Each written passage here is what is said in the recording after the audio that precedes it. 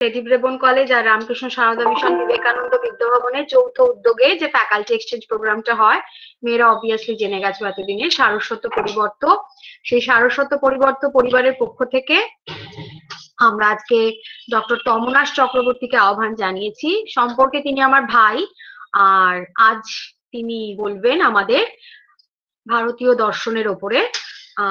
Doctor তমনাশ Chakraborty 2001 সালে Ashutosh college থেকে স্নাতক পরীক্ষায় প্রথম বিভাগে উত্তীর্ণ হন এবং পরবর্তীতে 2003-এ তিনি যাদবপুর ইউনিভার্সিটি থেকে স্নাতকোত্তর পরীক্ষায় উন্নীত হন এবং স্নাতকোত্তর পরীক্ষা পাশ করেন আর কি, MA করেন।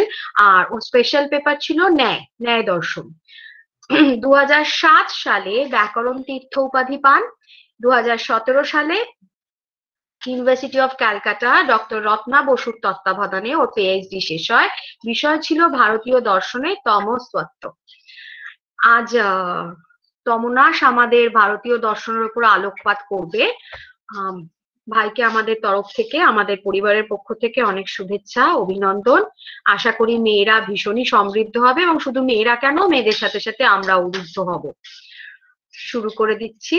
শুরুতে একটু জাস্ট মঙ্গলাচরণ, যেহেতু এটা আমাদের ট্র্যাডিশন। ওম সহনা ভবতু सहनौ भुनक्तु सह वीर्यं करवावहै तेजस्विनावधीतमस्तु मा विद्विषावहै। ओम शांति शांति शांति हरि ओम। ঠিক আছে, তমনাশ শুরু কর ভাই।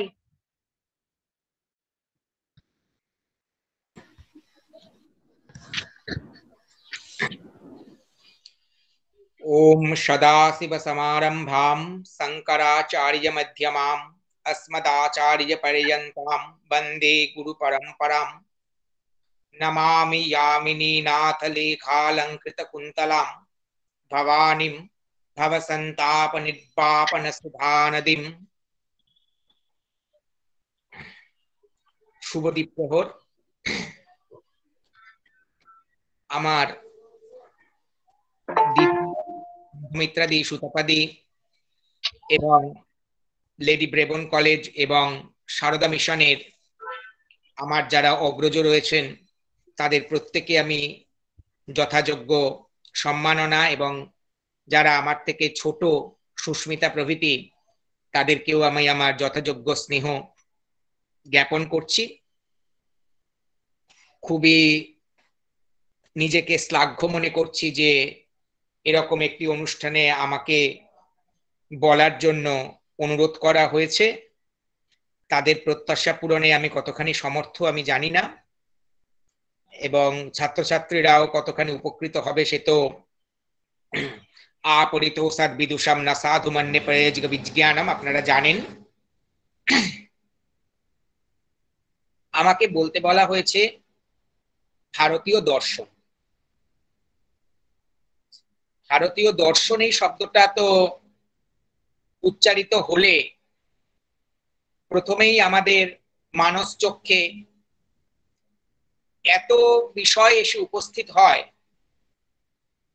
যে কোনটাকে বলবো কোনটাকে বলবো না, এই নিয়েই প্রথমে একটা গোলক ধাঁধার মধ্যে পড়তে হয়। যাই হোক, আমরা প্রথমে আগেই দর্শন কাকে বলে, অর্থাৎ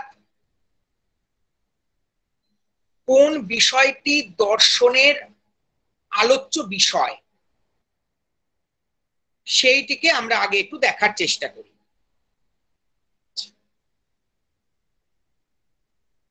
দর্শন শব্দটার সঙ্গে তো আমরা ভীষণভাবে পরিচিত।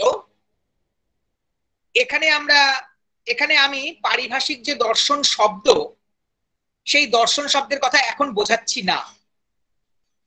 এখন আমি দর্শন বলতে আমরা সাধারণ অর্থে যে বিষয়টিকে বুঝি,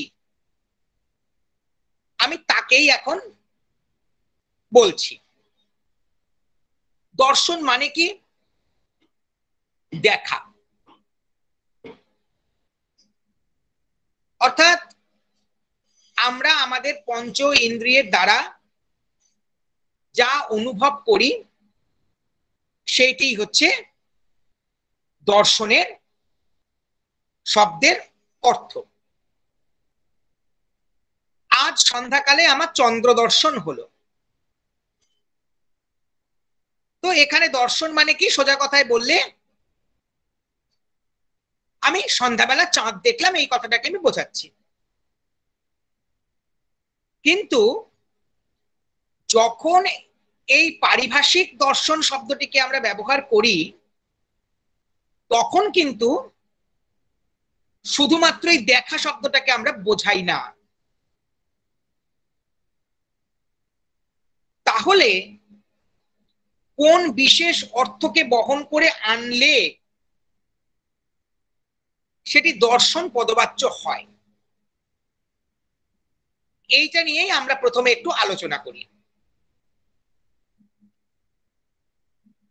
দর্শন শব্দটাকে যদি আমরা ব্যাকরণগত দিক থেকে ব্যাখ্যা করি তাহলে আমরা দেখব কি এর মূলে রয়েছে দৃশ ধাতু। দৃশ ধাতুর অর্থ কি? আমাদের যেতে হবে হচ্ছে পাণিনির যে ধাতু পাঠ, সেই ধাতু পাঠে। আমরা যখন কোনো ধাতুর অর্থ জানতে চাই তখন আমরা কি করি? ধাতু পাঠ দেখি যে সেখানে এই ধাতুর কথা কি বলা হয়েছে। তো সেখানে অর্থাৎ পাণিনীয় ধাতু পাঠে সেখানে বলা হচ্ছে দৃশির প্রেক্ষণে। দৃশির প্রেক্ষণে এ তো আরাক গোলক ধাঁধা। দৃশ ধাতুর অর্থ কি? প্রেক্ষণ। তো প্রেক্ষা মানেও তো দেখা। তো এখানে আবার নতুন কি উপস্থিত হলো? তাহলে আমরা এখন যদি নতুন কিছু খুঁজতে চাই তাহলে আমাদের কি করতে হবে? এই প্রেক্ষা শব্দটাকে আমাদের বিচার করতে হবে। তো প্রেক্ষা ধাতুর প্রেক্ষা শব্দের কি অর্থ? এখানে একটি উপসর্গ আছে প্র আর ইক্ষা। এই প্রপূর্বক ইক্ষা ধাতু যোগে প্রেক্ষা শব্দটি নিষ্পন্ন হয়েছে। তাহলে প্রেক্ষা কি? এই বিষয়ে আমাদের একটি প্রবাদ বলতে পারেন, যাকে আমরা সংস্কৃত ভাষায় বলি আভানক। বাংলায় যেগুলোকে প্রচলিত প্রবাদ শব্দের দ্বারা ব্যবহার করা হয় সেগুলোকেই আমরা সংস্কৃতে বলি আভানক। তো এরকম একটি আভানক বা লোকশ্রুতি রয়েছে, यस्याम उत्पद्यमानायाम अविद्यानाशम अर्हति विवेककारिणी बुद्धि सा प्रेक्षा इत्यविधीयते। যেটি উৎপন্ন হলে অবিদ্যা বিনষ্ট হয় সেই রকম যে বিবেককারিণী বুদ্ধি সেটিকেই বলা হয় প্রেক্ষা। ছিলাম দেখায়, গেলাম বুদ্ধিতে। বুদ্ধি মানে কি? যারা তর্ক সংগ্রহ পড়েছেন তারা জানেন সর্ব ব্যবহার হেতুর গুণ বুদ্ধির জ্ঞানম। ন্যায় সূত্র আছে, গৌতম সূত্র করেছেন বুদ্ধির জ্ঞানম ন অর্থান্তরম। বুদ্ধি ইজ ইকুয়াল টু জ্ঞান। বুদ্ধির জ্ঞানম, বুদ্ধি হচ্ছে জ্ঞান, ন অর্থান্তরম, অন্য কিছু নয়। এই সূত্রটা তিনি করেছেন তার কারণ তার প্রতিপক্ষী বৌদ্ধ, তারা এই বিষয়ে ভিন্ন মত পোষণ করেন, তাদেরকে খণ্ডন করার জন্য তিনি এই মতটি উপস্থিত করেছেন। অর্থাৎ গৌতম বোঝাতে চাইছেন যে বুদ্ধি এবং জ্ঞান এই দুটি হচ্ছে সমার্থক। আমরা যদি অমর কোষ দেখি, সেখানেও আমরা দেখব ওই বুদ্ধির জ্ঞানম ইত্যাদি করে প্রজ্ঞাধি সেমুষি মতি, সেখানেও কিন্তু জ্ঞান শব্দের মধ্যে, এই বুদ্ধি প্রভৃতি শব্দের মধ্যে প্রজ্ঞাধি সেমুষি মতি প্রভৃতি যে সমস্ত বুদ্ধিবাচক শব্দ রয়েছে, তার মধ্যে কিন্তু জ্ঞান শব্দটাকেও ইনক্লুড করা হয়েছে। কেমন? তাহলে এখন প্রশ্ন হলো যে এই যে প্রেক্ষণ, প্রেক্ষা, ইক্ষণ, প্রকৃষ্টভাবে ইক্ষণ দেখা,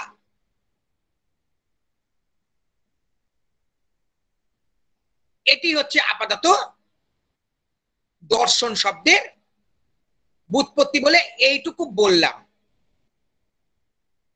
এখন আগে আমরা এই দর্শন শব্দের আরেকটু ব্যাখ্যা করে নিই, তারপরে আমরা ধীরে ধীরে প্রেক্ষাতে বা বুদ্ধিতে বা জ্ঞানে আমরা যাচ্ছি।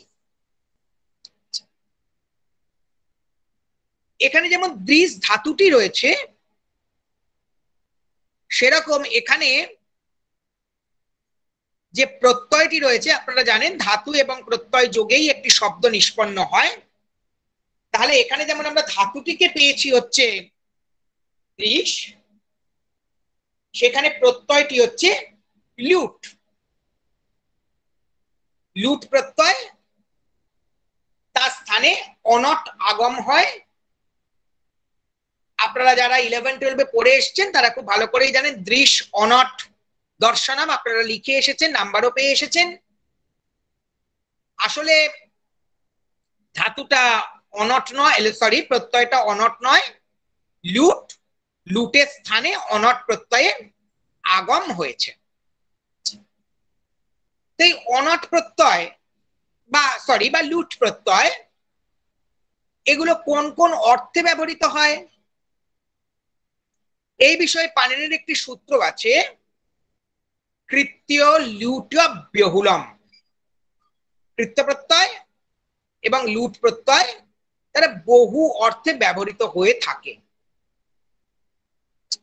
তো এখানে এই লুট প্রত্যয়টি অর্থাৎ অনট প্রত্যয়টি কোন অর্থে ব্যবহৃত হয়েছে?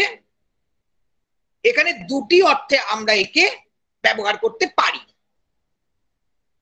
একটি হচ্ছে কর্মবাচ্যে, আরেকটি হচ্ছে ভাববাচ্যে।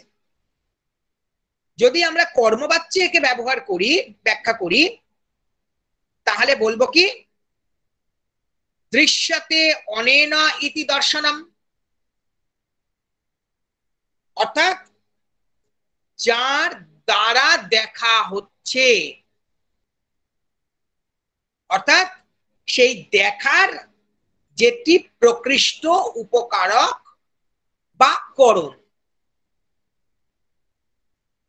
তাহলে দেখছি আমরা কিসের দ্বারা? আমরা দেখছি হচ্ছে আমাদের পঞ্চ ইন্দ্রিয়ের দ্বারা, চক্ষু দ্বারা, ত্বকের দ্বারা, এগুলোকে আমরা সবই প্রত্যক্ষ বলি। যেমন প্রত্যক্ষ মানে আপনারা হয়তো শুধু দেখাকেই বোঝেন, এখানে দেখা অর্থে কিন্তু দেখা শব্দের এখানে অর্থ হচ্ছে ইন্দ্রিয় গ্রাহ্যতা, অর্থাৎ সেটি ইন্দ্রিয়ের গোচরীভূত হচ্ছে। অর্থাৎ আমরা যেমন চোখ দিয়েও দেখি, তেমন আমরা নাক দিয়েও দেখি। যখন কোনো বস্তুকে গন্ধ দিয়ে আমরা চিনি, তখন কিন্তু সেখানে আমাদের চোখটা কাজ করে না। সেন্ট কেনার জন্য, পারফিউম কেনার জন্য আমরা যখন বলি বন্ধুকে, এই আমার জন্য দেখে শুনে একটা ভালো পারফিউম কিনে নিয়ে আসিস তো, তখন কিন্তু এখানে আমরা চোখ দিয়ে দেখাকে বোঝাই না, তখন আমরা কি দিয়ে দেখাকে বোঝাই? যে নাক দিয়ে ভালো করে দেখে গন্ধ শুকে যে গন্ধটা সুটেবল সেরকম একটা জিনিস নিয়ে আসিস। তাহলে আমরা দেখি মানে যে শুধু চোখ দিয়ে দেখি, নট দ্যাট। আমরা আমাদের যে 5টি জ্ঞানেন্দ্রিয়, চক্ষু, কর্ণ, নাসিকা, জিহ্বা এবং ত্বক, এই 5টি জ্ঞানেন্দ্রিয়ের দ্বারাই কিন্তু আমরা দেখে থাকি। সুতরাং যার দ্বারা আমরা দেখে থাকি, দৃশ্যতে অনেন, এই ব্যুৎপত্তির দ্বারা আমরা তাহলে ইন্দ্রিয়গুলোকে বুঝতে পারি যে যার দ্বারা আমরা দেখে থাকি। আর যদি আমরা এরকম ব্যবহার করি, ভাববাচ্চে যে দৃশ্যতে ইতি দর্শনম, তাহলে দেখা, জানা বা জ্ঞানটাই তখন দর্শন পদবাচ্য হয়ে যায়। ওই যে আমি একটু আগে বলছিলাম যে শাস্ত্রকাররা বলেছেন বুদ্ধি, জ্ঞান এগুলো অর্থান্তর নয়। এই যুক্তিতেই একমাত্র ভাববাচ্যে যখন আমরা অর্থ করি, তখন ভাববাচ্যে অর্থ করলেই কিন্তু এই যে দর্শন শব্দে যে আমরা বুদ্ধিকে পাচ্ছি, সেটাকে আমরা বুঝতে পারি। আপনারা এখন বলবেন যে এ তো আপনার ব্যাকরণের তত্ত্বকথা দিয়ে স্যার আপনি বোঝালেন। আমরা সাধারণ মানুষ, আমরা ব্যাকরণ বুঝি না। আমাদের লৌকিক উদাহরণ চাই। লৌকিক উদাহরণ না দিলে আমাদের কাছে বিষয়টি স্পষ্ট হবে না। তাহলে আসুন আমরা একটু লৌকিক উদাহরণে দেখি যে সত্যি এই দুটো দেখার মধ্যে, অর্থাৎ এই যে কর্মবাচ্যের দেখা আর ভাববাচ্যের দেখা, এই দুটোর মধ্যে কোথাও পার্থক্য আছে কিনা, আবার দুটো কোথাও মিলে মিশে যায় কিনা। ধরুন যখন আমরা কোনো একটা সুন্দর জিনিস দেখি, হতে পারে সেটা কোনো ছবি, হতে পারে সেটা কোনো দৃষ্টিনন্দন ফুল, কোনো একটা জিনিস আমরা দেখলাম, তো তখন সেই দেখার পরে কি হয়, আমাদের যে চোখ, আমাদের যে ইন্দ্রিয়, সে খালি সেই বস্তুর বাহ্য যে রূপটি, সেইটিকে সে আমাদের চোখের সামনে ধরা দেয়।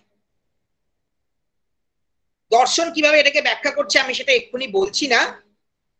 আমি খুব সহজ ভাষায়, যেহেতু এখানে ছোট ছোট ছাত্রছাত্রীরা রয়েছে, আমি তাদের জন্য বলছি যে আমরা কি করি, যখন কোনো একটা সুন্দর বস্তু আমরা দেখলাম, তখন কি করে আমাদের চোখ সেই বস্তুর বাইরের যে রূপটা, সেই রূপটাকেই খালি সে গ্রহণ করে। গ্রহণ করার পরে কি হয়, তারপরে সে কিন্তু আমার মনোরাজ্যে প্রবেশ করে। কিরকম ভাবে, সেই দেখার সঙ্গে যতক্ষণ না আমাদের মনঃসংযোগ হচ্ছে, ততক্ষণ পর্যন্ত কিন্তু আমরা সেই বস্তুটির যে সম্পূর্ণ সৌন্দর্য, যাকে আমরা বলি সম্পূর্ণ রসাস্বাদন, সেই সম্পূর্ণ রসাস্বাদন আমরা করে উঠতে পারছি না, যতক্ষণ না আমরা সেই বস্তুটার সঙ্গে একাত্ম হতে পারছি, আমরা তার বিষয়ে, সেই বিষয়ে মনঃসংযোগ করতে পারছি। আপনাদের মধ্যে যারা গান জানেন বা বোঝেন, আর যারা শুধুমাত্র শোনেন, দেখবেন যিনি গান বোঝেন তিনি এটা বুঝতে বুঝতে যান যে এটা কোন নোটেশনে লাগছে, এটা মাইনর নোট নাকি এটা ফ্ল্যাট নোট ইত্যাদি। আর যারা গান বোঝেন না, তারা কি করবেন, তারা শুধু গানের যে বাহ্যিক সৌন্দর্য, সেই বাহ্যিক সৌন্দর্যটাকে উপভোগ করবেন। তাহলে সুতরাং এই দুজনের একটা বস্তুকে যে জানা বোঝা পড়া, একজন সঙ্গীতজ্ঞ তিনি একটা সঙ্গীতকে যেভাবে বুঝবেন, আর একজন সাধারণ মানুষ তিনি যেভাবে সঙ্গীতকে বুঝবেন, এই দুটো বোঝাপড়ার মধ্যে অবশ্যই পার্থক্য আছে। তাহলে এই যে একটি রূপ দেখা আর একটি বস্তুকে চেনা, চেনা মানে কি, সেই বস্তুটাকে আমি আদ্যপান্ত জানি। আমরা সাধারণত বলি কি যে অমুককে আমরা জানি, রামবাবুকে আমরা জানি। কখন বলি? হ্যাঁ জানি, ওইখানে রামবাবু বলে একজন লোক ওই পাড়ায় রয়েছেন, থাকেন রামবাবু বলে। আর যখন আমরা বলি রামবাবুকে চিনি, তখন আমরা কিন্তু রামবাবুর সম্বন্ধে একেবারে অনুপুঙ্খ রূপে জানি। সুতরাং এই জানা এবং চেনার মধ্যে একটা পার্থক্য রয়েছে। তো দৃশ্যতে অনেন, এই যে দর্শন, এটি হচ্ছে আমাদের জানার জগতের, অর্থাৎ এই জগতে যা বস্তু রয়েছে, গাছপালা, ঘর বাড়ি, লতা পাতা, সেগুলো যখন আমার চোখের সামনে অ্যাপিয়ার করছে, চক্ষুষোর গোচরীভূত ভবতি, তখন কি হচ্ছে? তখন সেগুলোকে আমরা জানছি, আমরা দেখছি। আর যখন সেই বিষয়ে আমাদের অনুপুঙ্খ জ্ঞান লাভ করার চেষ্টা করছি, শাস্ত্রীয় পরিভাষায় বললে তার বিষয় সম্বন্ধে জানছি, তার স্বরূপও জানছি, তার তত্ত্ব জানছি। এই তত্ত্ব জানার বিষয়টা বা তত্ত্ব জ্ঞানটাই হলো দর্শনের বিষয়। কেমন? সুতরাং যখন একটি বস্তুকে আমরা সাধারণভাবে দেখছি, তখন সেটি হচ্ছে দর্শন। আর যখন তার সম্বন্ধে তত্ত্ব উপলব্ধি করার জন্য চিনতে যাচ্ছি, জানার থেকে চেনার পর্যায়ে উন্নীত হচ্ছে, তখন সেটি হচ্ছে কি, এই যে আমাদের পারিভাষিক যে দর্শন শাস্ত্র, সেই পারিভাষিক দর্শন শাস্ত্রের বিষয়ের মধ্যে এটি উপস্থিত হচ্ছে। তাহলে দর্শনের মুখ্য ভাব কি? না, এক কথায় যদি আমরা বলি, দর্শনের মুখ্য ভাব হচ্ছে তত্ত্ব জিজ্ঞাসা। দর্শন সে তত্ত্বের সন্ধানে ঘুরছে। একই কাজ বিজ্ঞানও করছে। বিজ্ঞানও কোন বস্তুর তার যে স্বরূপ, তার যে তত্ত্বা, সেই স্বরূপ ও তত্ত্বা ইত্যাদি এগুলোকেই জানার জন্য চেষ্টা করছে। কিন্তু এই দর্শনের যে বিষয়, মানে তত্ত্বার যে বিষয়, আর বিজ্ঞানের যে তত্ত্বের বিষয়, এই বিষয় দুটির মধ্যে ভিন্নতা রয়েছে।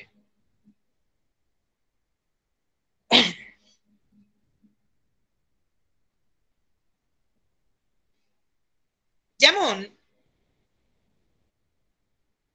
যখন আমরা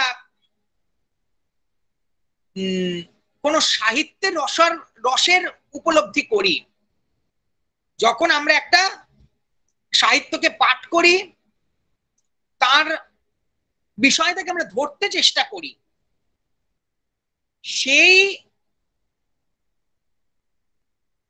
সাহিত্যকে বুঝতে গিয়ে, তার যে রসের অনুভব করতে গিয়ে আমাদের যে শৈলীর মধ্যে দিয়ে আমরা চলি, আর বিজ্ঞান যে শৈলীর মধ্যে দিয়ে চলে, অর্থাৎ দুটো চলার যে প্রয়োগ পদ্ধতি, সেই প্রয়োগ পদ্ধতির মধ্যেই বিশেষ পার্থক্য রয়েছে। কারণ বিজ্ঞানের প্রয়োগ পদ্ধতি সে হচ্ছে ব্যবহারিক। সে যখন কোনো কিছুর তত্ত্ব উপলব্ধি করতে যায় তখন তার প্রয়োজন হয় হচ্ছে একটি ল্যাবরেটরি, কতগুলো স্যাম্পল, সেইগুলো নিয়ে সে তার যে উদ্দিষ্ট তত্ত্ব সেই তত্ত্বে সে উপনীত হয়। কিন্তু আমাদের দর্শনের ক্ষেত্রে এরকম কোনো ল্যাবরেটরি, এরকম কোনো স্যাম্পল, এরকম কিছু থাকে না। দর্শনের বিষয়টা সম্পূর্ণ মনোরাজ্যের বিষয়। অর্থাৎ সেখানে যে তত্ত্বজ্ঞান হচ্ছে সেই তত্ত্বজ্ঞানটা কিরকম, আমার বাইরে যে বস্তুটাকে আমরা যেভাবে জেনেছি দেখছি, আর আমার মনের মধ্যে সেই বস্তু সম্বন্ধে যে ধারণাটা রয়েছে সেই ধারণার সঙ্গে এই বাহ্য বস্তুটাকে একবার মিলিয়ে নেওয়ার যে চেষ্টা, সেই চেষ্টাটাই হচ্ছে দর্শনের বিষয়বস্তু।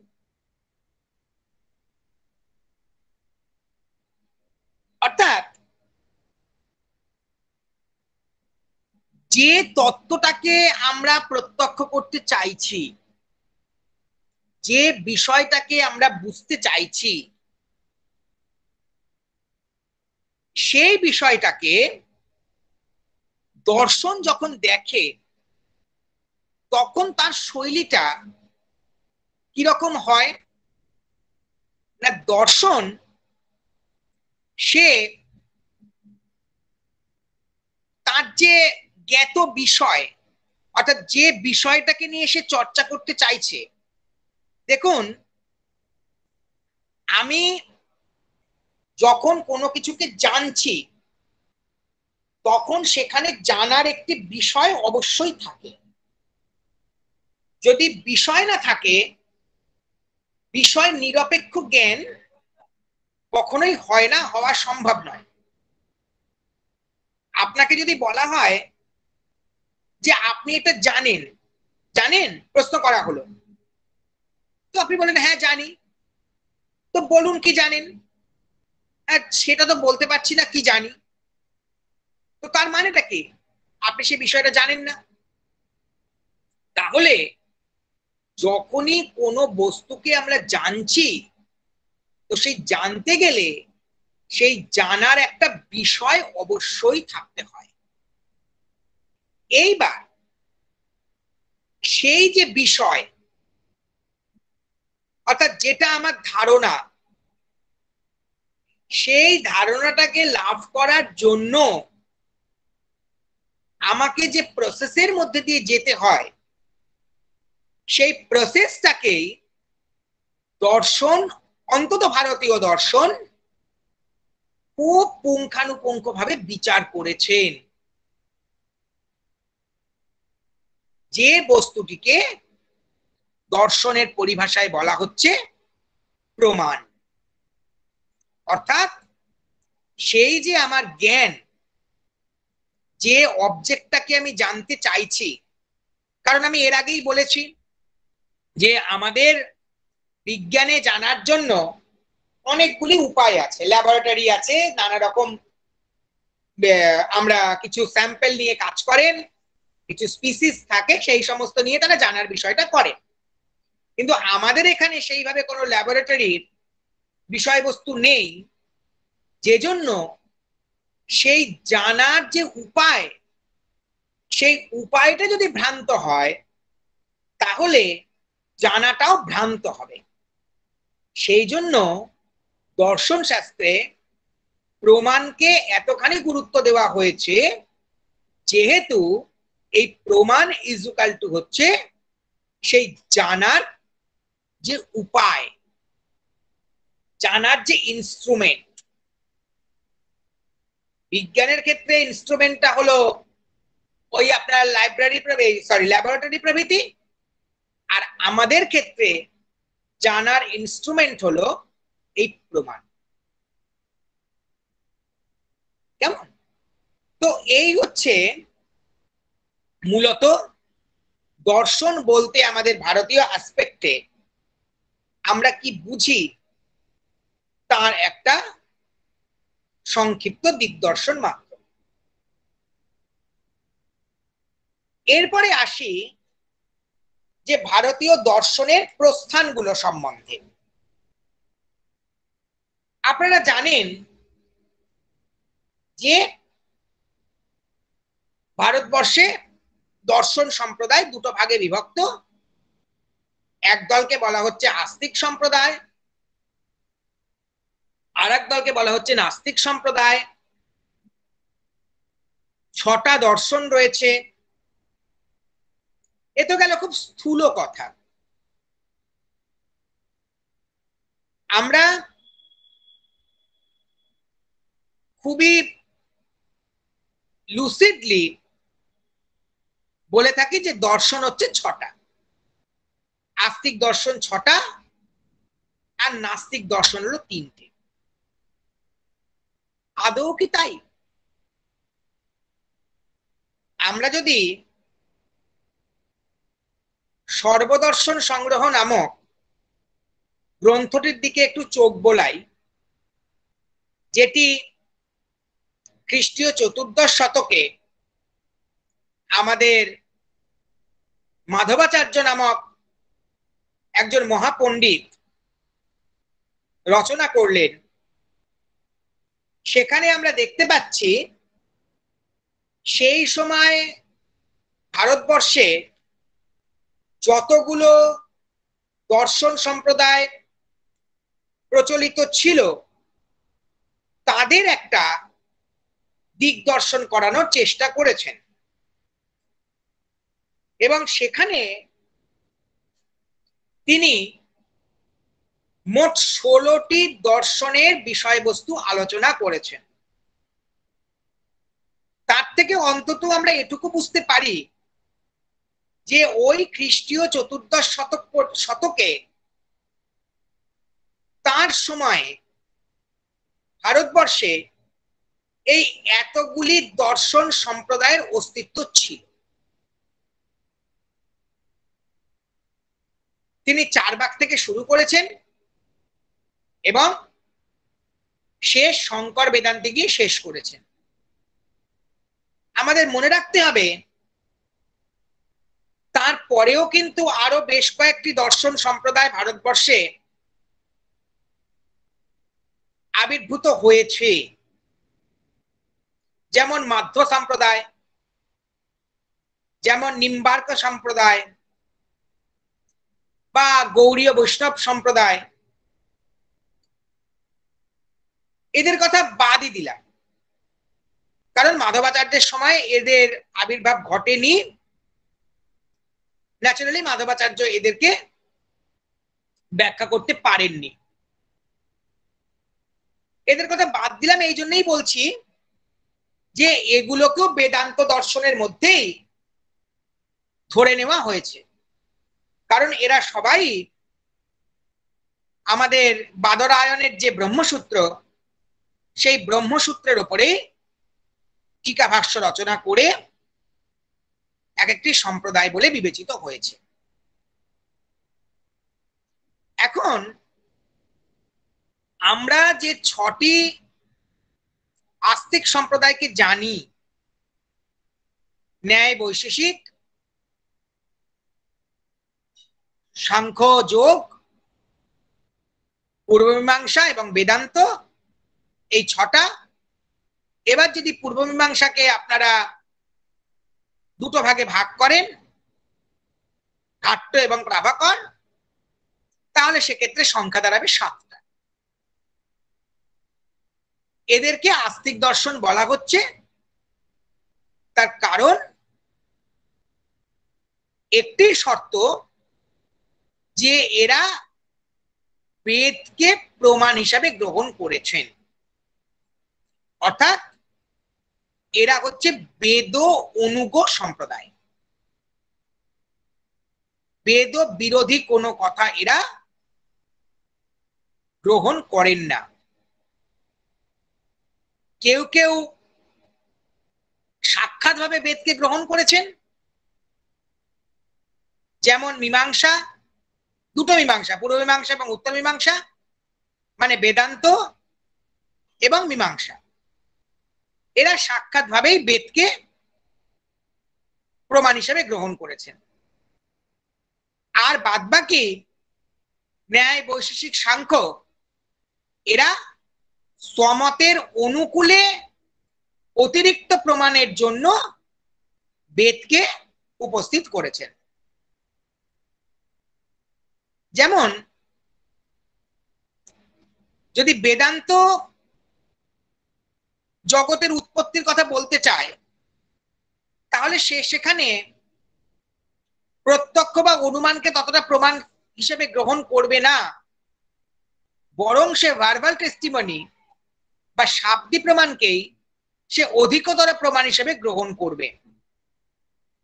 পক্ষান্তরে ন্যায় বৈশেষিক যদি জগতের উৎপত্তি ব্যাখ্যা করতে চান, তিনি প্রথমেই আগে অনুমানাদির আশ্রয় করবেন এবং অনুমানাদির দ্বারা সিদ্ধ হওয়ার পরে তারপরে তিনি তার অনুকূলে যে বৈদিক বচন রয়েছে সেই বৈদিক বচনকে নিয়ে উপস্থিত করবেন, অর্থাৎ নিজের মতটা যে বেদের বিরোধী নয়, বেদ অনুগ, সেটা প্রমাণ করার জন্য। এইখানেই হচ্ছে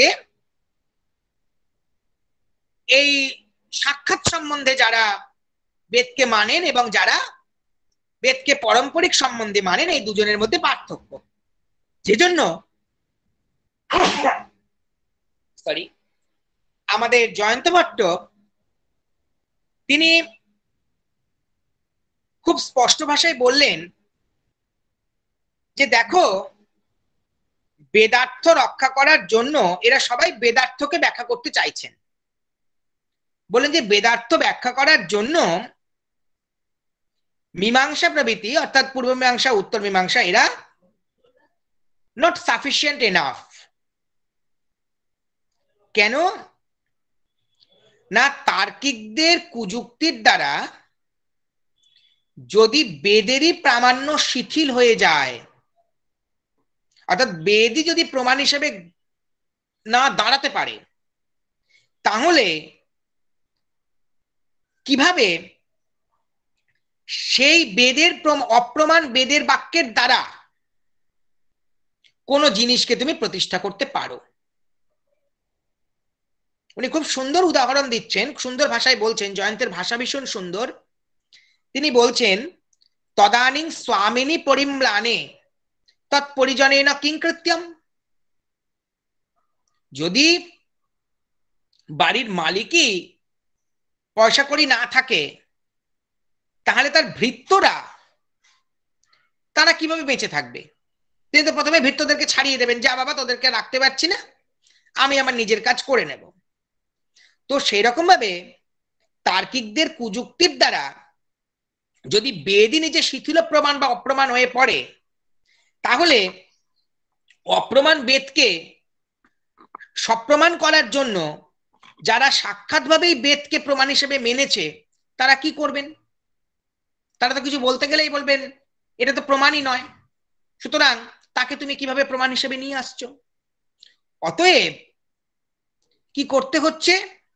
সেই জন্যই আমরা মীমাংসা প্রভৃতিকে আনভিক্ষিকই বলছি না, আমরা ন্যায় বৈশেষিক, ন্যায়কেই আনভিক্ষিকই বলছি মূলত। সে বিষয়টা অন্য, কিন্তু জয়ন্ত ভট্ট এরকম কথা বলছেন।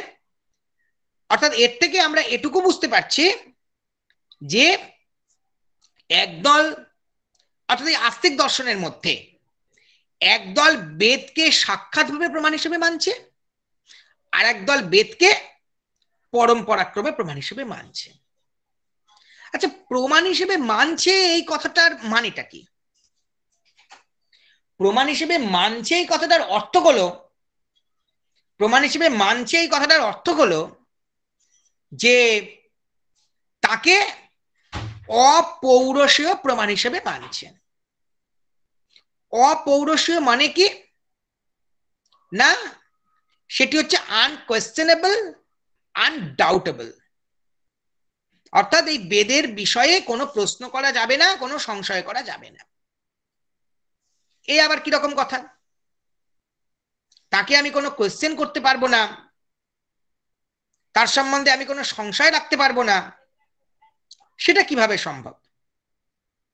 কিন্তু এই আনকোয়েশ্চেনেবিলিটি এবং আনডাউটেবল, এই দুটো না হলে পরে কিন্তু আপনি বেদকে প্রমাণ হিসেবে মানতে পারবেন না। এবং একই কথা যারা বেদকে প্রমাণ হিসেবে মানছেন না তাদের প্রতিও প্রযোজ্য। কিরকম? ধরুন, যারা বেদকে প্রমাণ হিসেবে মানছেন না তারা তো অন্য কাউকে প্রমাণ হিসেবে মানছেন। যেমন বুদ্ধেরা বুদ্ধের বচনকে প্রমাণ হিসেবে মানছেন, জৈনরা মহাবীরের বচনকে প্রমাণ হিসেবে মানছেন। অর্থাৎ সেই বুদ্ধ বচনে কোনো সংশয় করা যাবে না। যেজন্য বুদ্ধের সর্বম ক্ষণিকম ক্ষণিকম, সর্বম শূন্যম শূন্যম, সর্বম সলক্ষণম সলক্ষণম এবং সর্বম দুঃখম দুঃখম, এই চারটি বাক্যের সার্থকতা প্রতিষ্ঠা করার জন্য বৌদ্ধ দার্শনিকরা এতখানি লড়ে গেলেন। ক্ষণিকত্ববাদ প্রতিষ্ঠা করার জন্য তারা এত লড়াই করে চললেন যাতে বুদ্ধের ওই বচনটা কোনোভাবে অপ্রমাণ না হয়ে যায়। কেমন? একই কথা ধরা যাক প্রত্যভিজ্ঞা দর্শনের ক্ষেত্রে। সেখানে উৎপলাচার্য এবং অভিনবগুপ্ত, এদের দ্বারাই মূলত এই দর্শনটা প্রপাউন্ডেড হয়েছিল। তারা কিন্তু সেখানে মালিনী বিজয় এবং মালিনোত্তর বিজয় তন্ত্র নামক দুটি গ্রন্থকে তারা প্রমাণ হিসেবে গ্রহণ করে তারই কিন্তু ব্যাখ্যা করে চলেছেন। এখন প্রশ্ন হলো যে আচ্ছা, যদি এতগুলো দর্শনই থাকে তাহলে সেগুলো সম্বন্ধে আমরা জানলাম না, আমরা কেন শুধুমাত্র এই 6 দর্শন বা ষড়দর্শনের আলোচনার মধ্যেই আমরা আটকে পড়ে থাকলাম? তার কারণ হচ্ছে একটাই, যে ভারতবর্ষের যে দর্শন আর পাশ্চাত্যের যে ফিলোসফি, এই দুটোর মধ্যে একটা বেসিক পার্থক্য হচ্ছে যে ফিলোসফির ক্ষেত্রে একজনই তার প্রপাউন্ডার, তিনি তত্ত্বটাকে ব্যাখ্যা করে দিয়ে চলে গেছেন। যেমন স্পিনোজা যা বলেছেন তাকে আর ব্যাখ্যা করার জন্য বিশেষ কেউ উপস্থিত হয়নি। একমাত্র এক্সেপশন কান্ট। কান্টের ব্যাখ্যাকে আরো খানিকটা এগিয়ে নিয়ে গেছেন পরবর্তীকালে হেগেল প্রভৃতি। কিন্তু বাদবাকি যারা আছেন তাদের কিন্তু প্রত্যেকেই এই নিজেরা যা বলেছেন সেই দিয়েই তাদের একটা সম্প্রদায় তৈরি হয়েছে, বা তারা নিজেরাই একটি তত্ত্বকে উপস্থিত করেছেন। কিন্তু ভারতবর্ষের ক্ষেত্রে যতক্ষণ না সেই টিকা টিপ্পনী ব্যাখ্যা বার্তিক তাৎপর্য ইত্যাদি নিয়ে একটি পরম্পরা গড়ে উঠেছে ততক্ষণ পর্যন্ত কিন্তু সেই দর্শন দর্শন হিসেবে দানা বাঁধতে পারেনি। অর্থাৎ ভারতীয় দর্শন হিসেবে প্রচলিত হতে গেলে তার মূল গ্রন্থ এবং বেশ কয়েকটি ব্যাখ্যা গ্রন্থের প্রয়োজন হয়। যেমন আমরা মুখে শুনেছি যে ব্যাকরণ দর্শন। দেখুন, এই ব্যাকরণ দর্শনের পরম্পরা সেরকম ভাবে প্রচলিত নয়। তার কারণ কি? ব্যাকরণ দর্শনের কিছু আভাস পতঞ্জলি দিয়ে গেছেন এবং তারপরে যেটুকু বলার সেটুকু আমাদের ভর্তৃহরি বলেছেন। একমাত্র বাক্যপদীয় ছাড়া সেই অর্থে কিন্তু ব্যাকরণ দর্শনের আর কোনো বই আমরা পাই না। বা এই সর্বদর্শন সংগ্রহেই আমরা দেখতে পাই নাগার্জুনের রসেশ্বর দর্শন নামক একটি দর্শন। কিন্তু এরও সমস্যা হচ্ছে, নাগার্জুন বৌদ্ধ সম্প্রদায়ের একটা সম্প্রদায় তৈরি করতে পারলেও, নাগার্জুনের পরে দিংনাগ, অসঙ্গ, বসুবন্ধু প্রভৃতি এলেও কিন্তু তার এই যে ফিলোসফি অফ কেমিস্ট্রি, রসেশ্বর দর্শন, সেই সম্বন্ধে আর অন্য কোনো টিকা টিপ্পনী ব্যাখ্যা গ্রন্থ না থাকায় এই সম্প্রদায়টাও কিন্তু বিশেষভাবে প্রসিদ্ধি লাভ করতে পারেনি। কিন্তু জৈন বৌদ্ধের ক্ষেত্রে আমরা দেখেছি যে তার একটা কন্টিনিউইটি, একটা লিগ্যাসি কিন্তু চলেছে,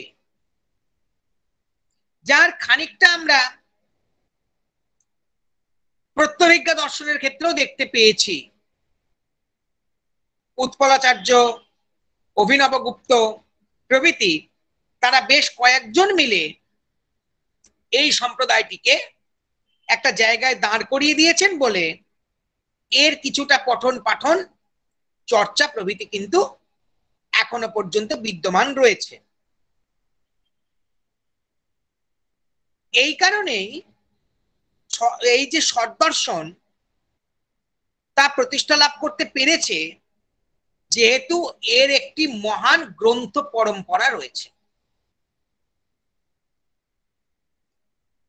আমরা বেদান্তের ক্ষেত্রেও দেখতে পাচ্ছি, সেখানে সূত্র রয়েছে, ভাষ্য রয়েছে, তার টিকা রয়েছে, একাধিক টিকা। বৈশেষিক দর্শনের ক্ষেত্রেও তাই, ন্যায়ের ক্ষেত্রেও তাই। মীমাংসার যে কত বই সে তো আর বলে উপায় নেই। তাহলে তার একটা সুমহান গ্রন্থ পরম্পরা থাকার জন্য এই দর্শনগুলি এতখানি প্রসিদ্ধি লাভ করতে পেরেছে। কিন্তু অন্যান্য যে দর্শন সম্প্রদায়, যেমন পাশুপত দর্শন, যেমন একটু আগে বললাম রসেশ্বর দর্শন, বা দক্ষিণ ভারতের যে শৈব দর্শন, নকুলীশ দর্শন ইত্যাদি, সেগুলো সেইভাবে প্রতিষ্ঠা লাভ করতে পারেনি, যেহেতু তাদের সেরকম কোনো পরম্পরা সৃষ্টি হতে পারেনি।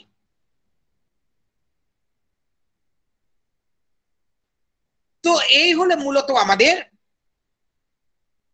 ভারতীয় দর্শনের কারা কারা সম্প্রদায় রয়েছেন তার একটা দিগদর্শন। এবার আমরা আসি আমাদের যে আলোচ্য স্বরদর্শন, সেই স্বরদর্শনের কিছু কথায়।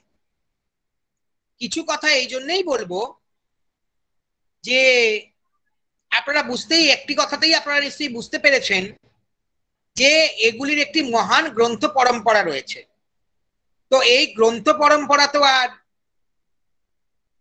আধ ঘন্টা, 1 ঘন্টা 15 মিনিটে বলা সম্ভব নয়। এটা বলার জন্য একটা বিশেষ পরিসরের দরকার, তাহলে এক একটা নিয়ে আমরা আলোচনা করতে পারি।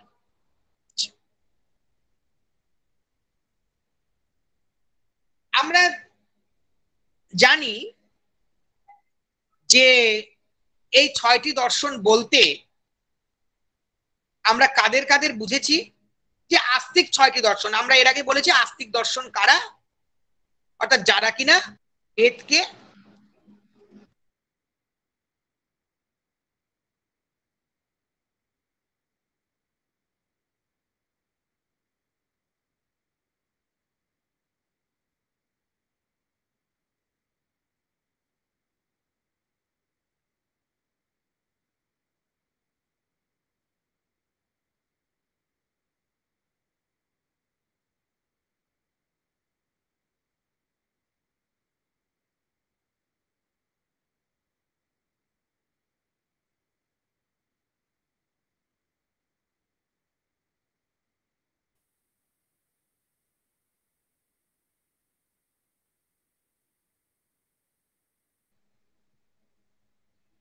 বলা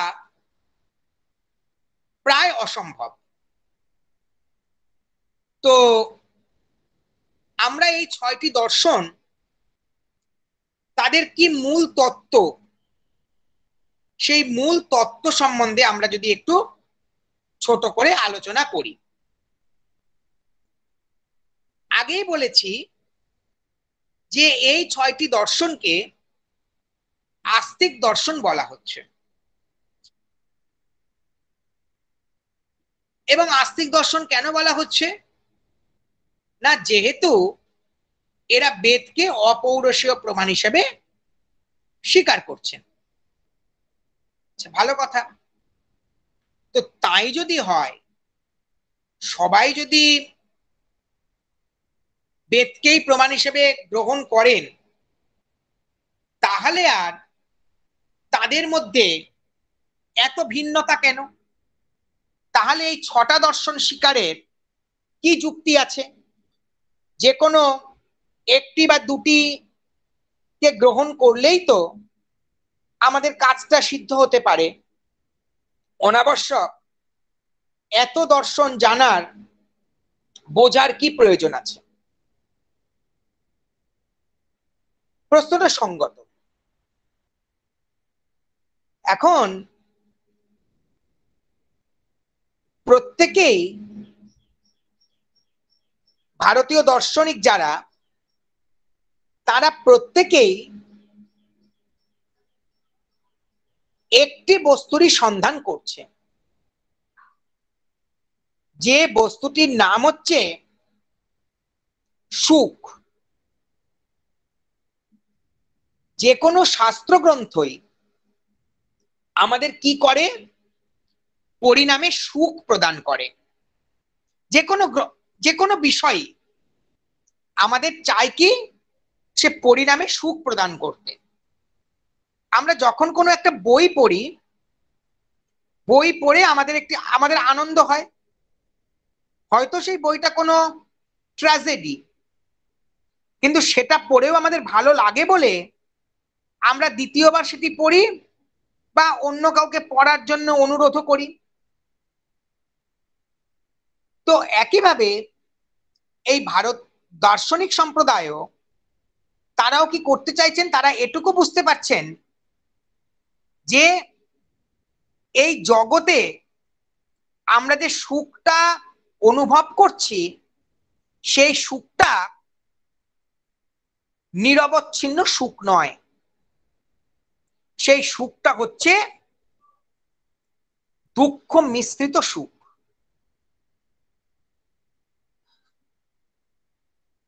ঠাকুর রামকৃষ্ণ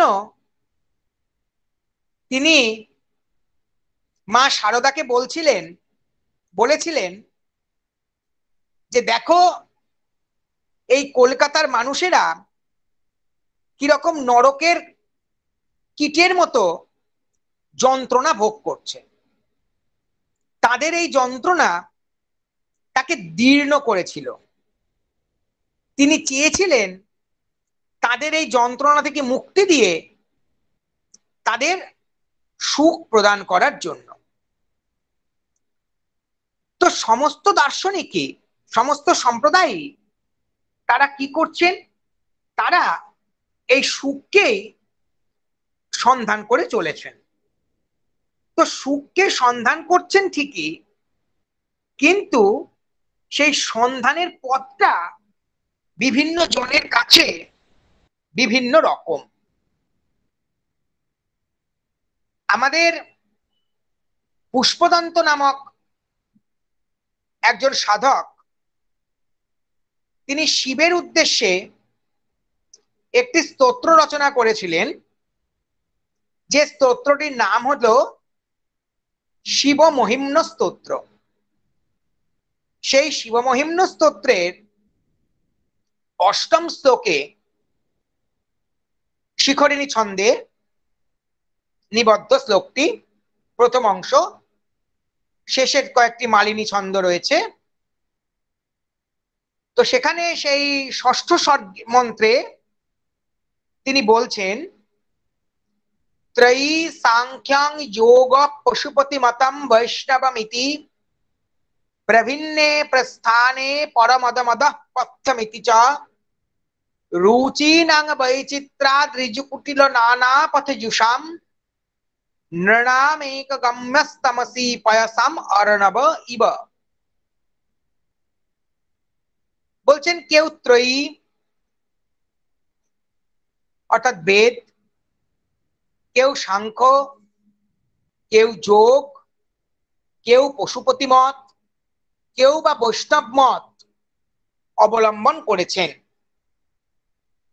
এবং প্রভিন্ন প্রস্থানে, বিভিন্ন প্রস্থান ভিন্ন হওয়ায়, পরমিদমদ পথ্যমিতি চ, একজন বলছেন এইটি পথ্য উপযোগী, আর একজন বলছেন ওইটি উপযোগী।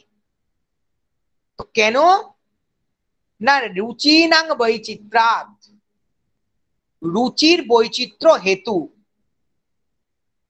সবাই মানুষ, কেউ মিষ্টি খেতে ভালোবাসে, কেউ টক খেতে ভালোবাসে, কেউ ঝাল পছন্দ করে, কেউ আবার সবটাই পছন্দ করে।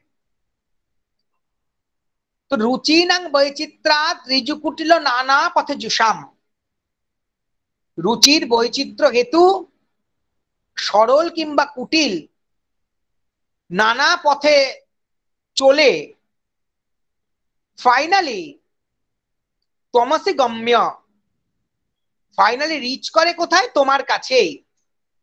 পয়সাম অর্ণব ইব, যেমন সমস্ত জল আলটিমেটলি সমুদ্রে গিয়ে স্থিতি লাভ করে। তো এখানেও তাই, তারা বিভিন্ন মার্গ অনুসন্ধান করলেও ফাইনালি সবাই কিন্তু চেয়েছেন নিরবচ্ছিন্ন সুখানুভূতি অথবা দুঃখের আত্যন্তিক নিবৃত্তি। বিষয়টা একই। নিরবচ্ছিন্ন সুখানুভূতি মানে হচ্ছে দুঃখের আত্যন্তিক নিবৃত্তি, আবার দুঃখের আত্যন্তিক নিবৃত্তি মানেই নিরবচ্ছিন্ন সুখানুভূতি। বলার ভাষাটা ভিন্ন, কিন্তু বিষয়টার মধ্যে কোনো ভিন্নতা নেই। এখন তারা এই সুখের সন্ধান করতে গিয়ে তারা কি করেছেন? তারা দেখেছেন যে এই জাগতিক যে লোক, সেই জাগতিক লোক সে অবশ্যই দুঃখানুবিদ্ধ।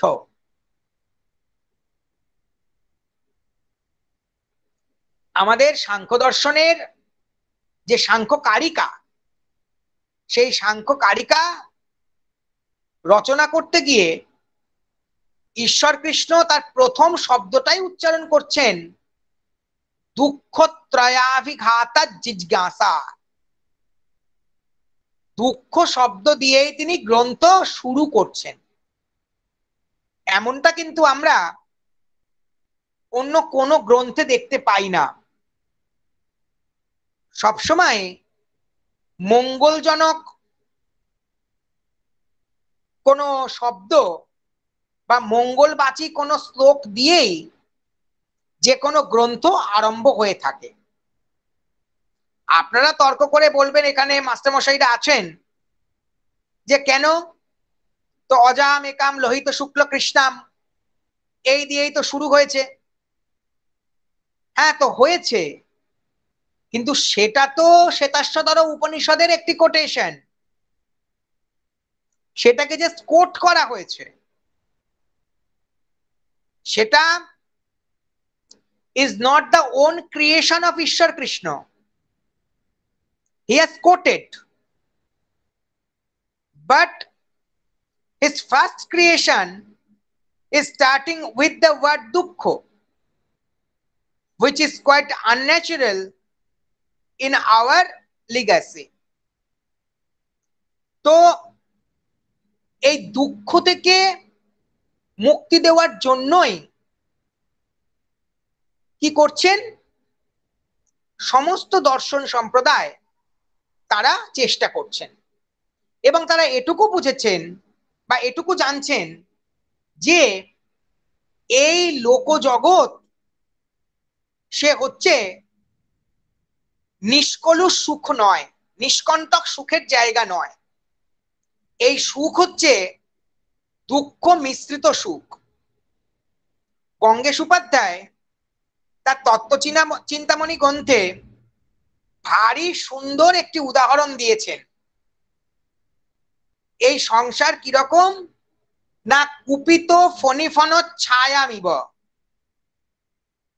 একটি ক্রুদ্ধ সাপের ফণার তলায় যেমন ছায়া থাকে, কেউ যদি মনে করে আমি ছায়ায় বসে আছি, আসলে সেই ছায়াটা হচ্ছে একটি কুপিত সর্পের ফণার ছায়া, অর্থাৎ যেখান থেকে আমার অসংশয়িত দংশন প্রাপ্য রয়েছে। তো এই রকম হচ্ছে আমাদের জগৎ। কিন্তু দার্শনিকরা কি করছেন, এখান থেকে অন্য একটি জগতের সন্ধান দেওয়ার চেষ্টা করছেন, যে জগৎটায় ওই নিরবচ্ছিন্ন সুখ বা যেখানে দুঃখের ত্রৈকালিক অভাব রয়েছে, সেই রকম একটি জগতে যেমন কবিও আমাদের নিয়ে যেতে চান। যেমন আমাদের মম্মট ভট্ট বলছেন এই কাব্যের জগৎ হচ্ছেন হ্লাদৈকময়ীম, সেখানে একটাই বস্তু আছে যেটি হচ্ছে আহ্লাদ বা আনন্দ। তো দার্শনিকও আমাদের সেই সচ্চিত আনন্দের জগতে নিয়ে যেতে চান, যেখানে দুঃখের লেশও মাত্র নাই। কিন্তু মজার কথা হচ্ছে যে লোকোত্তর জগতে প্রতিষ্ঠিত হতে গেলে আগে তো লোকজগৎকে জানতে হবে, তাহলে তো তার থেকে অতিরিক্ত যা তার সন্ধানটা পাবো। বেদান্ত যখন বলেন যে সর্বং খলু ইদং ব্রহ্ম, সমস্তটি ব্রহ্ম, কিন্তু তাকে জানতে হবে নেতি মুখে, নেদং নেদম, তো তাহলে পরে তখন আমাদের প্রাথমিক অবস্থায় সংশয় হয় যে এদিকে বলছে সর্বং খলু ইদং ব্রহ্ম, সবটাই ব্রহ্ম, আবার বলছে নেদং ব্রহ্ম নেদং ব্রহ্ম, তাহলে একই সঙ্গে দুটো কথা কিভাবে চলতে পারে? এই দুটো তো একেবারেই কন্ট্রাডিক্টরি দুটো বস্তু না। কথাটা আপাতত কন্ট্রাডিকশন মনে হচ্ছে, কিন্তু একটু তলিয়ে দেখলে বা একটু তত্ত্বগতভাবে দেখলে এই কথাটার মধ্যে কোনো কন্ট্রাডিকশন নেই। ওই যে আমি বললাম যে এই লোকোত্তর এই লোকজগৎকে নেতি নেতি করতে হবে, কিন্তু লোকোত্তর জগতে সর্বং খলু ইদং ব্রহ্ম, এইটা নয় এটি নয়, এই করতে করতে যখন আমি ফাইনালি একটাই জগতে গিয়ে পৌঁছবো, সেই জগতে যা পড়ে আছে সেটি সমস্তই হচ্ছে ওই আনন্দ স্বরূপ। সেটি হচ্ছে ব্রহ্ম ইজ ইকুয়াল টু কি? আনন্দ। কিরকম আনন্দ? আনন্দ নামক কোন জড় পদার্থ নয়, চেতনাত্মক আনন্দ। এখন বিভিন্ন দর্শনে দর্শনে এই যে পার্থক্য, সেই পার্থক্যটা এই জন্যই হচ্ছে, কেউ বলছেন যে এই আনন্দ লাভ করতে গেলে তোমাকে ইহজগতের সমস্ত সত্তাকে ত্যাগ করতে হবে, তোমার যত আধারিত গুণ আছে সেই সমস্ত আধারিত গুণকেও তোমার ত্যাগ করতে হবে, তাহলে তুমি সেই আনন্দটি লাভ করতে পারবে। তো তখন প্রশ্ন করা হলো যে আচ্ছা, তাহলে এই যে চেতনা, সেন্সেশন, এও তো একটি গুণ, যা জীবের রয়েছে জড়ের নেই, তাহলে সেটিকেও কি ত্যাগ করতে হবে? একদল বললেন যে হ্যাঁ, সেটিকেও ত্যাগ করতে হবে, আর একদল বললেন যে না, চেতনাকে ত্যাগ করা যাবে না। যারা বললেন না, চেতনাকে ত্যাগ করতে হবে কারণ সেটিও একটি গুণ, আর একদল একেবারে রেড়ে করে পড়লেন যে আরে, আমার যদি চেতনাই না থাকে তাহলে আমি এই আনন্দটাকে অনুভব করব কি করে? সুতরাং তোমার এই চেতনাহীন আনন্দের অনুভূতির কথা যারা বলছো, তাদের কথা আমরা মানছি না। বরং বৃন্দাবনে রম্যে শ্রীগলত্তং ব্রজাম্যহম নচ বৈশেষিকিং মুক্তিং প্রার্থয়ামি কদাচন। বৈশেষিক বলছেন যে এই আনন্দের জগতে যদি কেউ উত্তরিত হতে চায়, কেউ যদি উত্তরণ করতে চায়, তাহলে তার সমস্ত লৌকিক গুণাবলী ত্যাগ করতে হবে। চেতনাও একটি লৌকিক গুণ, সুতরাং তাকেও ত্যাগ করতে হবে। তো তাহলে যদি চেতনাই না থাকে, তাহলে এর থেকে বরং আমাদের বৃন্দাবনে শিয়ালয়ে থাকাও ভালো। বৈশেষিকের এই চেতনাহীন মুক্তির আমাদের প্রয়োজন নাই। তাহলে এই রকম ভাবেই দেখা যাচ্ছে যে প্রত্যেকেই এটা মানছেন যে আমরা আনন্দে উত্তীর্ণ হতে চাইছি।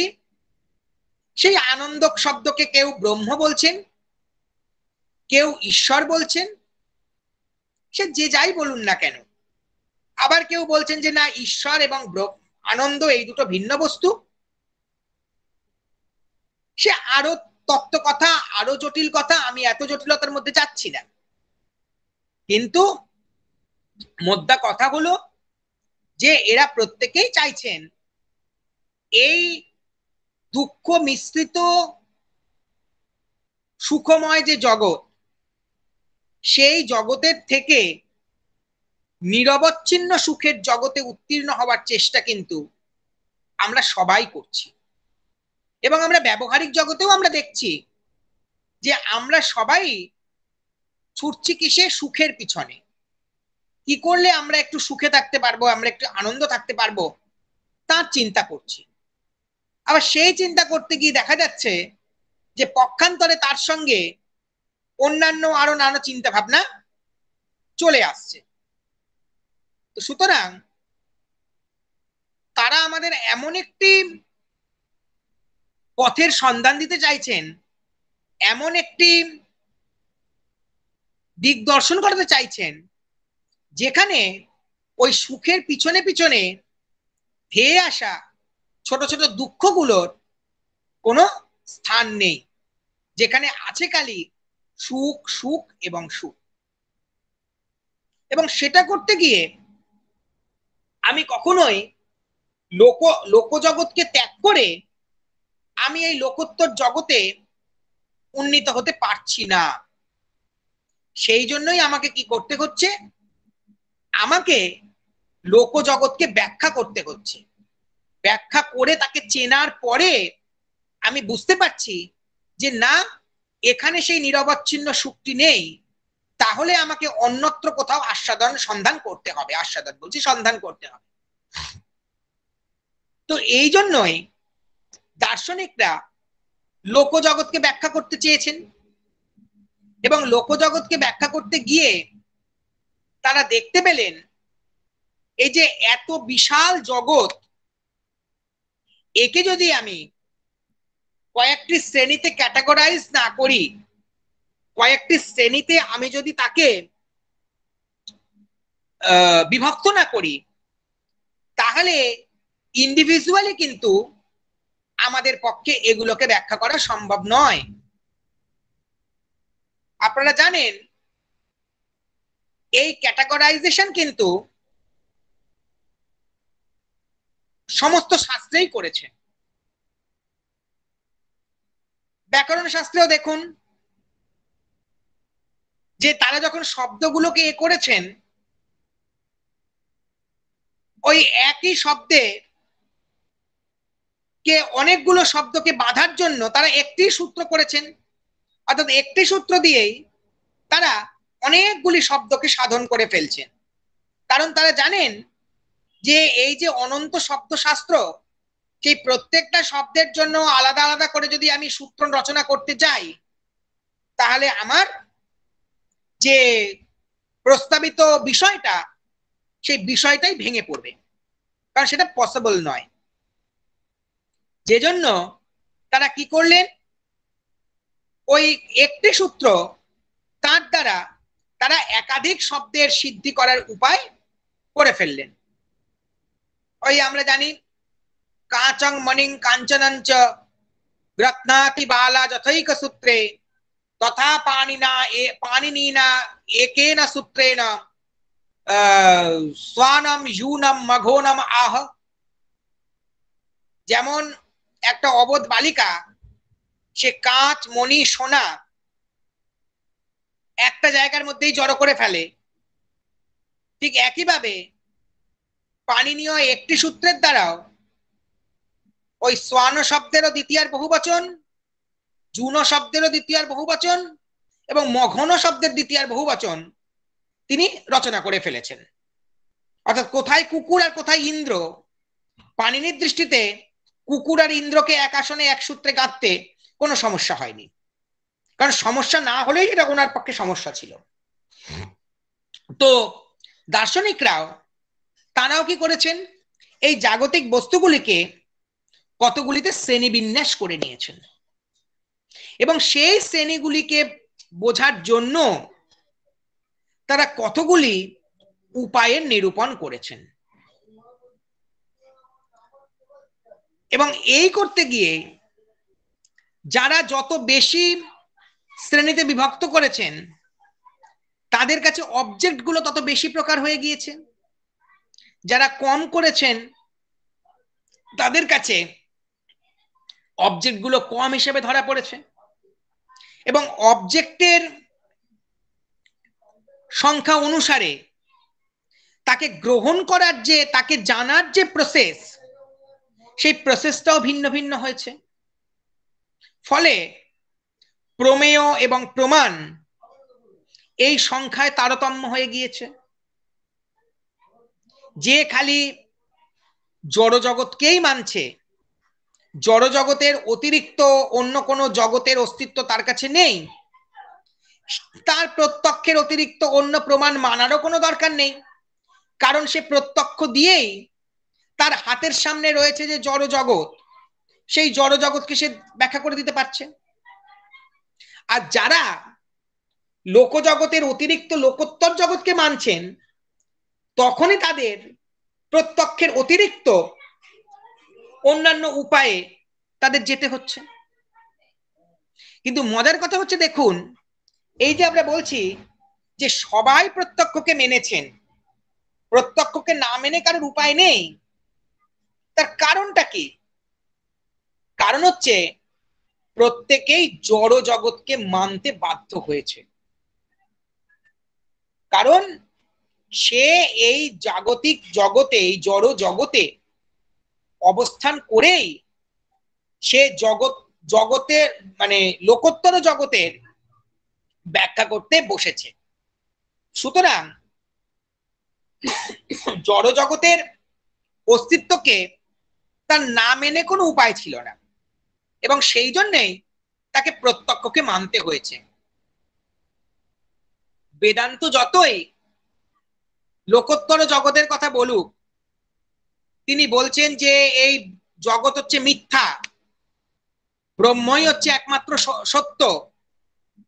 তাকেও প্রত্যক্ষ মানতে হয়েছে এই যুক্তিতেই যে তিনি এই মিথ্যা জগতের ওপরে বসেই সত্য ব্রহ্মের আলোচনাটা করছেন। সত্য ব্রহ্মকে আলোচনা করার জন্য তিনি সত্য ব্রহ্মের ওপরে বসে নেই, বা তিনি সত্যে ব্রহ্মে বসে থাকা মানুষের কাছে সত্য ব্রহ্মের ব্যাখ্যা করছেন না, তিনি মিথ্যা জগতে বসে থাকা মানুষের কাছেই সত্য ব্রহ্মের ব্যাখ্যা করছেন।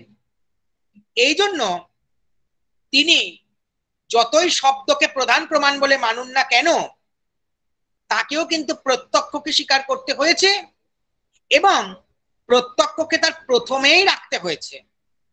প্রত্যক্ষকে সে একদম শেষে ফেলে দিতে পারেনি। যেমন অনুমানকে অনেকেই বিশেষ মর্যাদা দেননি, যেমন নৈয়ায়িক, বৈশেষিক, তারা অনুমানকে বিশেষ মান্যতা দিয়েছেন, কিন্তু আবার আমাদের বৈয়াকরণ দর্শনে ভর্তৃহরি তিনি অনুমানকে বিশেষ মান্যতা দেননি। তো কিন্তু কেউই কিন্তু প্রত্যক্ষকে অস্বীকার করে যেতে পারেননি, বিকজ অফ দ্যাট, যে তারা এই মিথ্যা জগতের মধ্যে বসে থেকেই সেই আনন্দময় জগতের কথা বলতে চেষ্টা করেছে।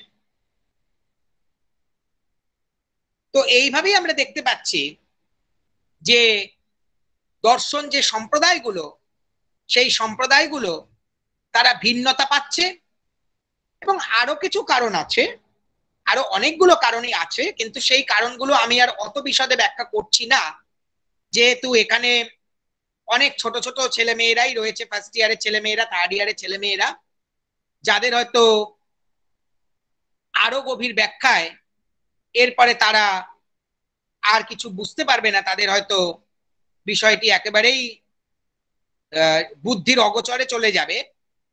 সেজন্য আমি আর এই বিষয়টিকে আর অতিরিক্ত জায়গায় নিয়ে যাচ্ছি না। মূলত এইগুলোই হচ্ছে প্রস্থান ভেদের কারণ, যে তারা কিভাবে জগৎকে দেখছে।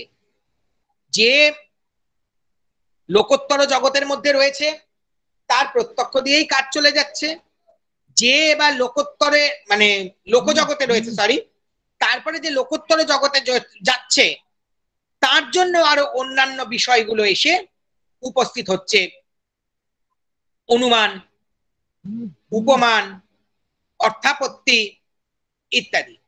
এবার অনেক সময় দেখা যাচ্ছে যে কেউ দুটো প্রমাণ মানছেন, কেউ চারটে প্রমাণ মানছেন, কেউ ছটা প্রমাণ মানছেন, এবং যারা দুটো প্রমাণ মানছেন তারা কিন্তু বাদবাকি চারটে প্রমাণকে আর যে একেবারে নস্যাৎ করে দিচ্ছেন তা নয়।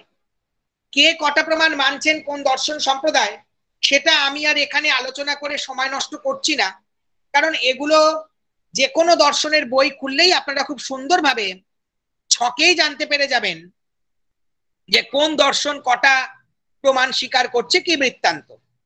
কিন্তু যারা ধরা যাক ছটা প্রমাণ মানছেন, যেমন ভাট্টমীমাংসা এবং বেদান্ত, আর যারা চারটে প্রমাণ মানছেন, কি তিনটে প্রমাণ মানছেন, কি দুটো প্রমাণ মানছেন, তারা এই যে ছটা প্রমাণ যারা মানছেন সেই অতিরিক্ত প্রমাণগুলোকে কিন্তু নস্যাৎ করছেন না। তারা বলছেন যে এই প্রমাণগুলি আমাদের স্বীকৃত যে প্রমাণ তার মধ্যে ইনক্লুড হয়ে যেতে পারে, ইনক্লুশন হয়ে যায়।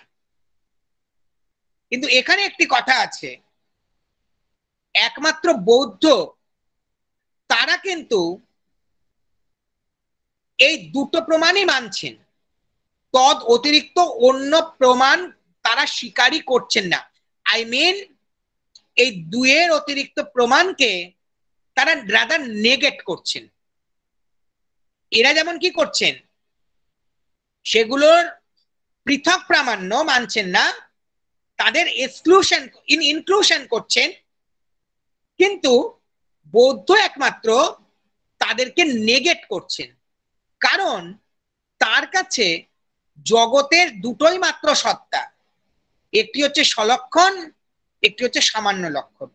তার অতিরিক্ত জগতের আর অন্য কোনো অস্তিত্ব না থাকায় তাদের কাছে বাদবাকি প্রমাণগুলির কোনো অবকাশই নেই, দরকারই নেই।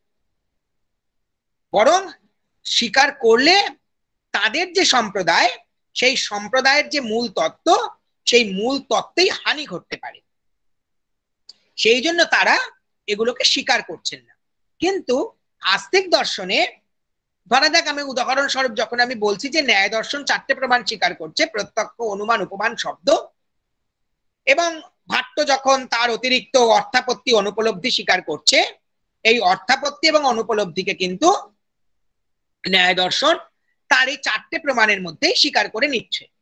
যেমন যেটি অনুপলব্ধি প্রমাণ হিসাবে আমরা গ্রহণ করছি ভাট্ট প্রস্থানে, সেটা নৈয়ায়িক কি বলছে, ওটা আমাদের প্রত্যক্ষের মধ্যেই ইনক্লুডেড হয়ে যায়। আমরা জানি যে প্রত্যক্ষের যে 6 রকম যে সন্নিকর্ষ রয়েছে, তার যে অন্তিম সন্নিকর্ষ, যেটি হচ্ছে বিশেষণ বিশেষ্য ভাব সন্নিকর্ষ, তার দ্বারাই আমাদের অভাবের গ্রহণ হয়ে যাচ্ছে। সুতরাং আমাদের আর অর্থাপত্তি অনুপলব্ধি প্রমাণের দরকার নেই। আর আমাদের অনুমানের মধ্যে তর্ক নামক একটি বিষয় রয়েছে, সেই তর্কের দ্বারাই আমাদের অর্থাপত্তিও স্বীকার হয়ে যাচ্ছে। সুতরাং আলাদা করে আমাদের অর্থাপত্তি স্বীকার করার দরকার পড়ছে না। কিন্তু ভাট্ট বা বেদান্তি তারা এই 6 প্রকার সন্নিকর্ষ স্বীকার না করায় তাকে অভাবের জন্য অতিরিক্ত প্রমাণ স্বীকার করতে হচ্ছে। এইখানেই হচ্ছে, অর্থাৎ তারা কিভাবে জিনিসটাকে দেখছেন, জগৎটাকে ব্যাখ্যা করার জন্য তাদের যেরকম যেরকম প্রমাণের প্রয়োজন, তারা সেই রকম প্রমাণের অবতারণা করছেন, এবং প্রমাণের অবতারণা করতে গিয়ে তাদের এই প্রস্থানভেদ হচ্ছে। এবং কেন তারা জগৎকে বিভিন্নভাবে দেখছেন? কারোর কাছে এই জগৎ হচ্ছে সৎ, হার্ডকোর সৎ, একেবারে তারা হচ্ছেন চরম বস্তুবাদী। আবার আরেক দলের কাছে এই জগৎ হচ্ছে অসৎ, তারা হচ্ছেন ভাববাদী।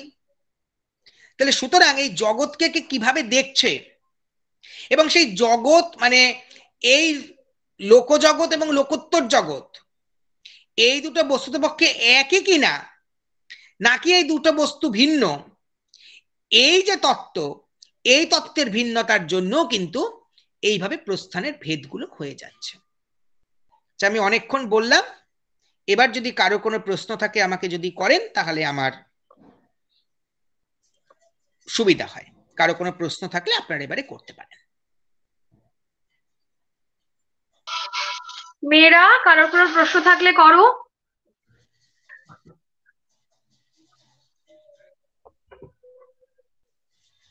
স্যার তো একেবারে ছবির মতো বর্ণনা দিয়েছেন, একেবারে পরিষ্কার চোখের সামনে, মানে ভীষণ স্পষ্ট, স্বচ্ছ, সকলেই বুঝেছো। এবার কিছু প্রশ্ন থাকলে তোমরা জিজ্ঞেস করো, কিছু জানবার থাকলে। মানে উইদাউট পাওয়ার পয়েন্ট, একদম পাওয়ার পয়েন্টের মতো প্রেজেন্টেশন, ঝাঁ চকচকে। ভীষণ সুন্দর রে ভাই, ভীষণ সুন্দর। ঋদ্ধ হলাম সত্যি, অনেক কিছু জানার ছিল না, জানলাম। ফিলোসফি মেয়েরাও আছো, কারোর মনে যদি কোনো প্রশ্ন থাকে। এখানে এনে দর্শনের ছাত্রছাত্রীরা এবং মাস্টারমশাইরাও রয়েছেন হয়তো বা। সুতপাদিকে দেখতে পাচ্ছি কিনা জানি না। সুতোপাদি কি আছেন? সুতোপাদিকে তো দেখতে পাচ্ছি না, আমিও দেখতে পাচ্ছি না। মেয়েদের কারোর কিছু জিজ্ঞাসা নেই? দুটো কলেজের মেয়েদেরই বলছি, সংস্কৃত, দর্শন, সবাইকে বলছি, কারো কোনো প্রশ্ন থাকলে করো প্লিজ। ব্রেবনের মেয়েরাও আছে। হ্যাঁ, ব্রেবনের মেয়েরাও আছে, আমাদের মেয়েরাও আছে। এটা আমাদের একটা joint venture, faculty exchange programme. সুস্মিতাকে তো দেখতে পাচ্ছি আছে। হ্যাঁ তমনাস দা, খুব ভালো লাগলো। আমার তো সেই পুরনো কথাগুলো তোমার কাছে পড়ার সময়গুলোই মনে পড়ে গেল। খুব খুব খুব ভালো লাগলো। দেখতে পাচ্ছি সুতপাদিও নিশ্চয়ই আছে। কারো কোনো প্রশ্ন থাকলে করুন।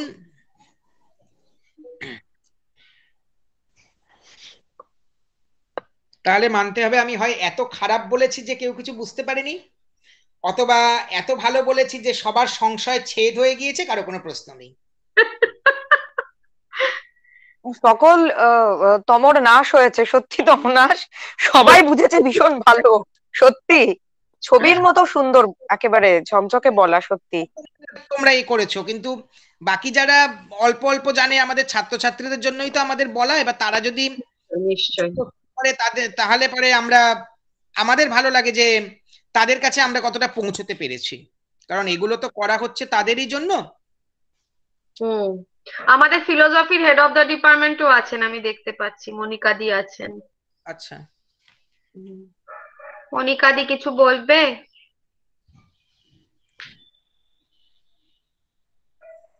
দিদি যদি কিছু বলেন তো। মনিকা দিও ইন্ডিয়ান ফিলোসফির, এবং মেয়েরা প্রত্যেকে মুগ্ধ থাকে আর কি মনিকা দিতে।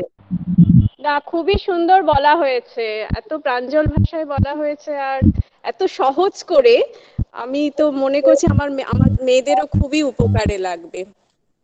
হ্যাঁ, একদম ইন্ট্রোডাকশন তো এত সুন্দর করে বলা হয়েছে যে দর্শন শব্দটার অর্থ এত স্পষ্ট করে, খুব ভালো লেগেছে। নমস্কার নেবেন। হ্যাঁ,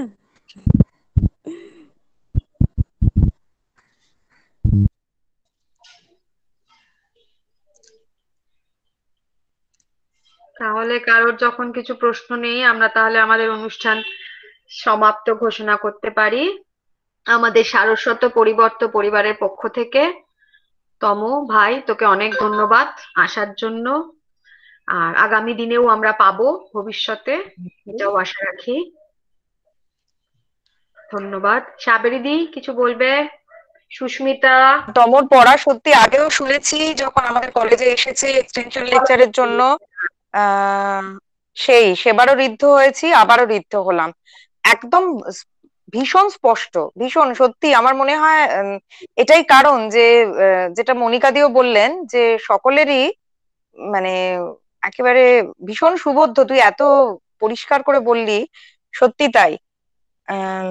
মানে ধন্যবাদ আর কি দেবো, ধন্যবাদ দিয়ে আর বলছি না, মানে ওটা ফর্মালি বলা, সেই কিন্তু সত্যি আবার ওকে দেওয়ার ধন্যবাদ তোকে আমরা দিয়ে আর কি বলি, ধন্য আমরাই। সেটাই, মানে আবার যখন প্রয়োজন তখনই যেন তোকে পেয়ে যাই, সত্যি তাই, খুব খুব ভালো লেগেছে সত্যি। ভালোই লাগে এবং বলতে ভালোই লাগে, একটু বলার সুযোগ পেলে নিশ্চয়ই বলবো, অবশ্যই নিশ্চয়ই ডাকবো আবার আমরা কলেজে আমাদের। ঠিক আছে, তাহলে বড়দের প্রণাম, নমস্কার। নমস্কার সকলকে।